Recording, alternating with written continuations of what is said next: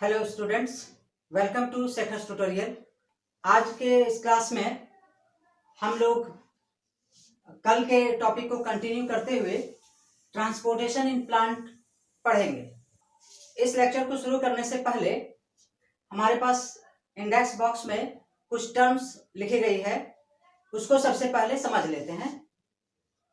First term में हमने दिया है इंट्रोडक्शन, सेकेंड में दिया है structural view of conducting tubes और टिश्यू, तीसरे में है movement of materials from soil to root, उसके बाद active and passive transportation, next ascent of sap, next cohesion tension theory, next transpiration and translocation.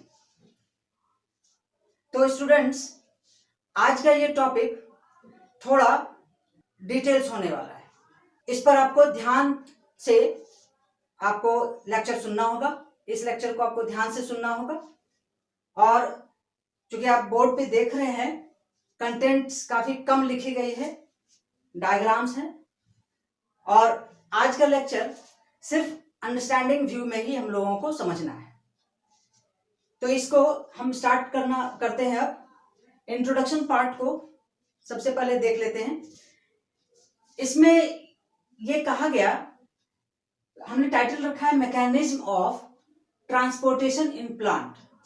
इसका यह मतलब हुआ कि एक प्लांट में ट्रांसपोर्टेशन मैकेनिज्म किस तरह होता है, किस मेथड से होता है, कौन कौन से प्रोसेस को अप्लाई करता हुआ वो ट्रांसपोर्ट करता है अपने मटेरियल को पूरे बॉडी पार्ट्स में। जितना ये आसान सुनने में लगता है कि सिंपल सॉइल में मिनरल्स वाटर है, रूट एब्जॉर्ब करता है, डिफरेंट पार्ट्स में उसको पहुंचा दिया जाता है, लेकिन इतना ही आसान नहीं है। इसके टेक्नोलॉजी को समझने के लिए, प्लांट की इस टेक्नोलॉजी को समझने के लिए हमारे पास साइंटिस्टों ने बहुत सारे रिसर्च करके कुछ टर्म्स को हम लोगों के बीच रखा है। उन्होंने प्लांट्स को फील करते हुए, प्लांट्स पे रिसर्च करते हुए कुछ इंपॉर्टेंट फैक्ट्स को उन्होंने निकाला। मिनरल्स किस तरह वो एब्जॉर्ब करता है। आप इमेजिन करिए, किसी गमले में एक पौधा है, सॉइल ड्राई हो जाता है तो उस पौधे के लाइफ पर उसका इम्पैक्ट पड़ता है। क्यों पड़ता है?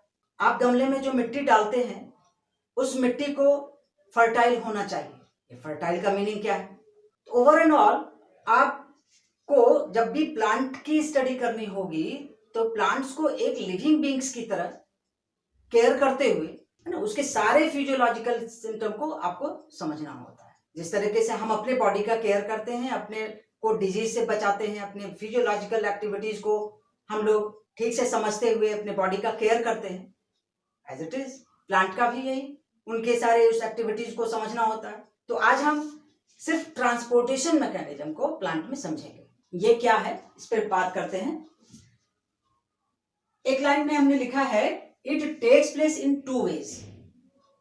ये दो तरीके से, दो माध्यमों से ये ट्रांसपोर्टेशन प्रोसेस करता है।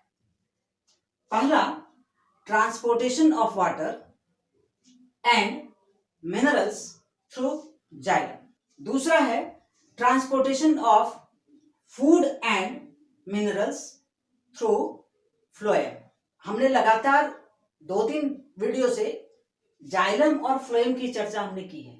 ये भी हम बार बार आपको बता रहे हैं, 9th क्लास में आपने इसको पढ़ा होगा। फिर भी चले हम मान लें कि आप रिवीजन नहीं कर पाए, तो हम उसको एक ब्रीफ अकाउंट में इसकी चर्चा करते हैं। हम सब जानते हैं प्लांट में कंडक्टिंग टिश्यू होता है, मतलब जैसे हमारे बॉडी में जो ट्रांसपोर्टिंग सिस्टम है, वेसल, ब्लड, ये सारे, तो वैस्कुलर सिस्टम हम लोगों की बॉडी में जिस तरह होता है उसी तरीके से प्लांट में भी होता है। तो प्लांट में वैस्कुलर सिस्टम में कॉम्प्लेक्स टिश्यूज को माना गया है। वो दो कॉम्प्लेक्स टिश्यूज क्या है? जाइलम है और फ्लोएम है। जाइलम क्या करता है?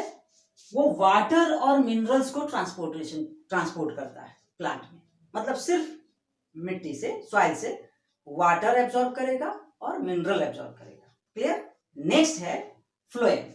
फ्लोएम जो दूसरे टाइप का कंडक्टिंग टिश्यू है, वो फूड एंड मिनरल को ट्रांसपोर्ट करता है। तो इन दो पॉइंट से आपको कुछ क्लियर हो रहा है? देखिए, जाइलम वाटर एंड मिनरल्स को ट्रांसपोर्ट करता है, मतलब फूड की चर्चा हमने नहीं की है। प्लांट पूरे बॉडी पार्ट्स में सबसे पहले क्या करता है, रिक्वायर्ड मटेरियल को सप्लाई करता है। प्लांट के हर सेल्स में, हर पार्ट्स में जब तक रॉ मटेरियल पहुंचेगा नहीं, तब तक वो अपना फूड बनाएगा कैसे? अपने आप को न्यूट्रिएंट्स वो प्रोवाइड करेगा नहीं, तब तक वो अपना जो एनर्जी गिविंग प्रोडक्ट्स है उसको बनाएगा कैसे? तो जाइलम वाटर को और मिनरल्स को प्रॉपरली एक चैनल वाइज प्लांट के डिफरेंट पार्ट्स में सप्लाई करता है। इसी के साथ इस वीडियो को यहीं देते हैं विराम। Till then, bye bye, take care. Please subscribe, like, comment and share.